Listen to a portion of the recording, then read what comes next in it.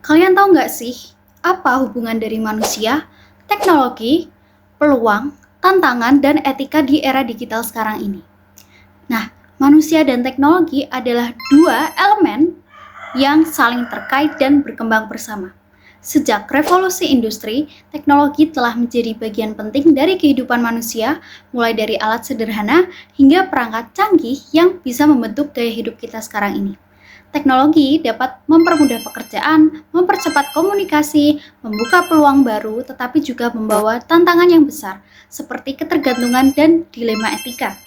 Nah, seiring dengan berjalannya waktu, teknologi menjadi semakin kompleks, mempengaruhi berbagai aspek kehidupan kita secara positif maupun negatif. Dampak positif dari teknologi itu seperti apa? Yang pertama itu bisa mempermudah kita dalam komunikasi jarak jauh melalui media sosial dan aplikasi pesan instan.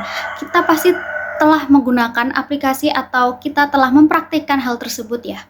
Yang kedua, meningkatkan efisiensi kerja dengan otomatisasi dan perangkat pintar. Nah, dampak negatif dari teknologi itu juga tidak bisa kita abaikan. Yang pertama itu kita bisa ketergantungan berlebihan pada gadget sehingga mengurangi interaksi sosial langsung kita. Yang kedua, penyebaran hoaks yang memicu keresahan masyarakat. Nah, penyebaran berita hoaks ini sudah sangat-sangat banyak sekali ya, apalagi di media sosial ini. Karena apa? Karena dengan mudahnya teknologi itu tadi, akhirnya malah membawa dampak negatif bagi kita semua. Untuk memahami lebih lanjut bagaimana teknologi bekerja, kita itu harus meninjau konsep-konsep modern seperti IoT atau Internet of Things dan Big Data. Apa itu IoT dan apa itu Big Data? IoT adalah jaringan perangkat yang saling terhubung melalui internet untuk berbagi data, seperti perangkat rumah pintar yang memungkinkan pengendalian lampu dan AC dari jarak jauh. Nah, pemanfaatan IoT, contohnya di rumah pintar itu seperti pengendalian lampu dan AC ya dari jarak jauh, atau bisa juga seperti pengatur suhu otomatis, misal ketika kita tidak ada di rumah terus kita lupa mematikan AC atau mematikan lampu. Nah, itu kita bisa menggunakan IoT, pemanfaatan IoT tersebut. Big data di sisi lain adalah kumpulan data besar yang dianalisis untuk menemukan pola dan tren. Nah, pemanfaatan big data itu biasanya selalu membantu perusahaan dalam memahami perilaku konsumen. Selain itu, big data juga dapat memprediksi tren bisnis untuk inovasi produk. Yang terakhir, big data bisa dimanfaatkan untuk pengambilan keputusan strategis di sektor publik dan swasta. Nah, dengan adanya data besar ini atau big data, teknologi cerdas seperti AI atau artificial intelligence itu dapat diimplementasikan untuk menciptakan solusi lebih lanjut. AI adalah teknologi yang memungkinkan mesin berpikir dan mengambil keputusan seperti manusia. Kita pasti sudah tidak asing dengan Google Assistant ya. Nah, itu adalah salah satu contoh pemanfaatan AI.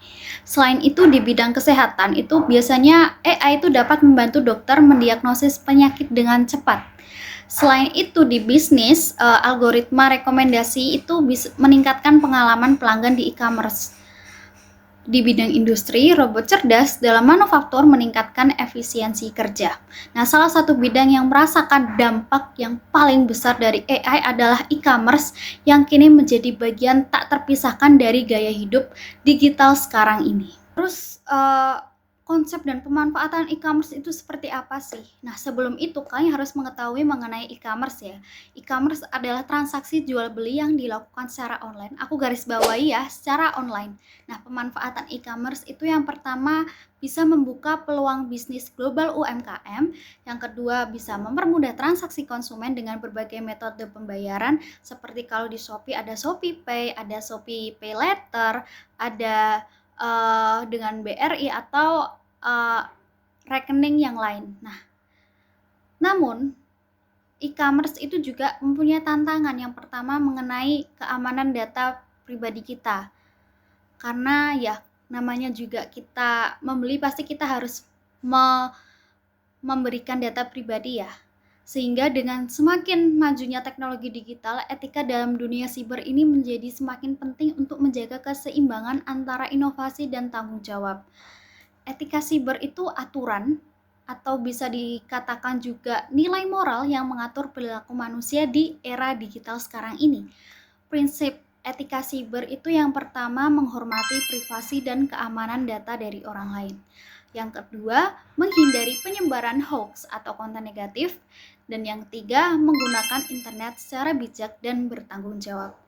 Nah, pelanggaran dari etika dunia siber itu apa? Kita sudah pernah pasti mungkin mengalami atau melakukan pelanggaran tersebut. Yang pertama adalah cyberbullying atau tindakan intimidasi atau pelecehan secara online. Yang kedua ada phishing atau penipuan untuk mencuri informasi pribadi.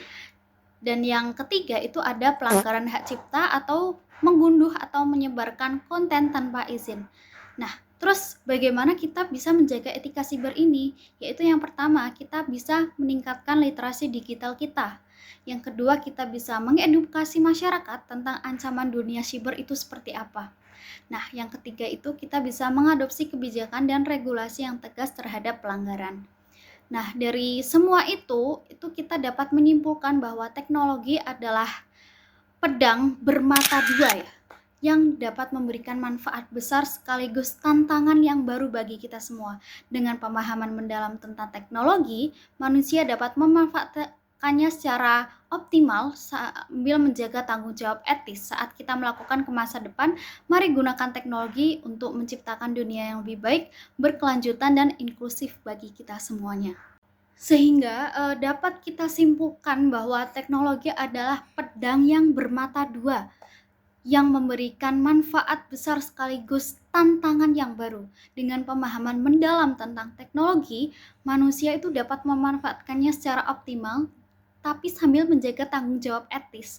Saat kita melangkah ke masa depan, mari gunakan teknologi untuk menciptakan dunia yang lebih baik lagi.